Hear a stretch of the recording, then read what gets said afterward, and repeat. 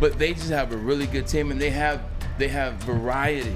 They got the small guys that can get in and out of coverage. You got the big guys. You got the tall guys. Jamison Williams is 6'2", burner. DJ Chark, 6'3", burner. I like the Lions receiving core. I think it's actually a strength of this football team. All we need is a QB.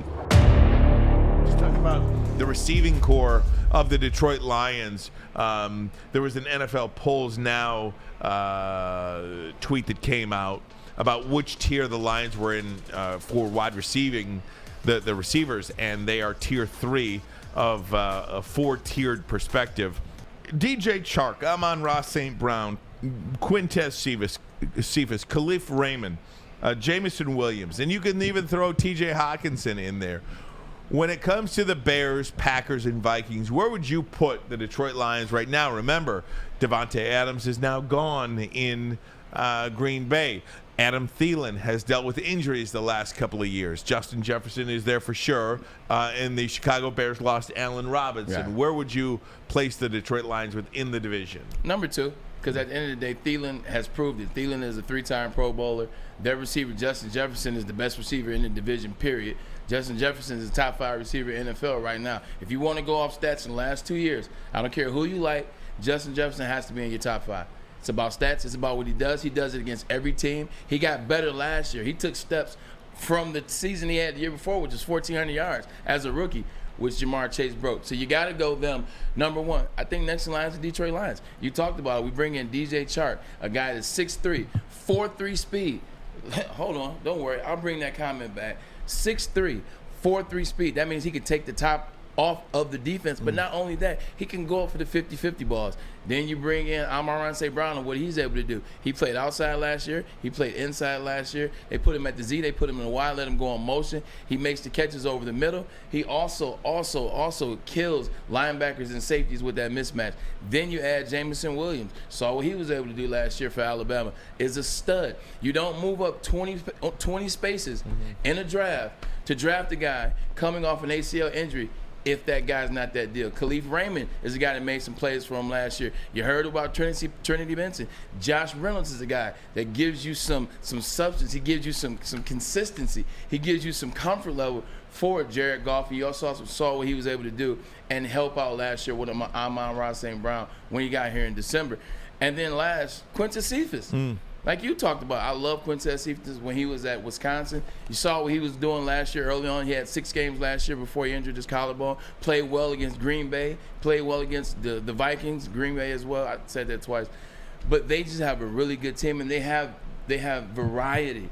They got the small guys that can get in and out of coverage. They got the small guys that can work the slot, work the middle, like Tyreek Hill did sometimes for the Chiefs. You got the big guys. You got the tall guys. Jamison Williams is 6'2", burner. DJ Chark, 6'3", burner. So I think they do a good mix of having variety. And then, like you said, you also have T.J. Hawkinson. When you want to add him out, you see with Kansas City how they use Travis Kelce. Sammy Watkins, Christian Watson, Allen Lazard, Randall Cobb of the Packers. We're better than them. Yep. I think so, too. I do, too. You just named 2 guys. Oh, you talk about over the hill. Randall Cobb, Sammy Watkins. Yeah. I'm not scared of those guys. Sammy Watkins was really never been. He's never been a number one. He's never been. But he's never been a number one. DJ Chark is as good as him.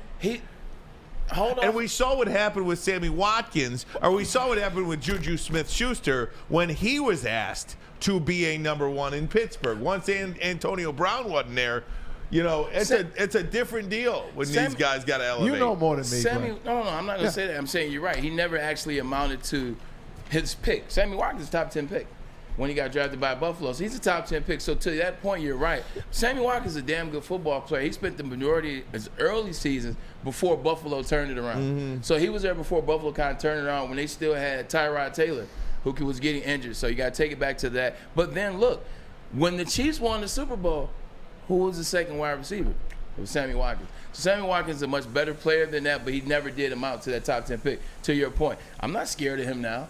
I'm not scared of Randall Cobb.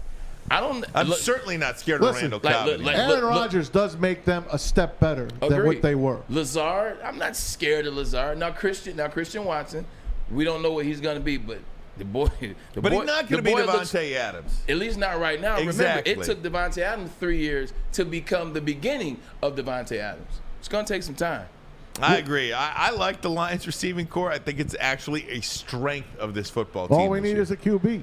And I think he is going to be better because look, we didn't even mention Josh Reynolds. I didn't even add. Oh, you did. He did. But I mean, Josh Reynolds, when he was in the lineup, we saw what Jared Goff was capable of doing. Yeah. Now add players that are better than Josh Reynolds in there. Here's Josh Reynolds. I'm gonna throw something out there for you.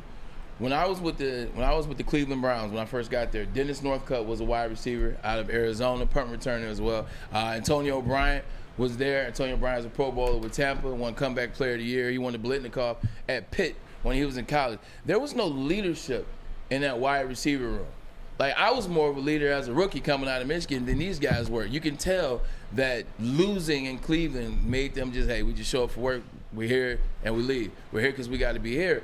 When I got to New York, my 5th year, Jericho Cotchery is a year older than me. Love Jericho Cotchery. Jericho was a freaking leader. Like Jericho, he was able to break the plays down. They never should have let him go. No, 100%. They screwed us on that. They let both of us go the same year. I think he going to Pittsburgh. Now he's a wide receiver coach down in Carolina, I want to say. But you felt the difference in the room when you got a guy that can bring what the quarterbacks do into the room, guy that can hold people accountable. I guarantee you that's who Josh Reynolds is. You saw the change in Jared Goff. You saw the change in the wide receivers, Khalif Raymond, Amon-Ra St. Brown. Once he got here in November, there was a difference in that room. You got to have leaders like that, and I think he's a leader to that room. You're 100% right to mention him because I think it goes without saying that he's an unsung hero in that room.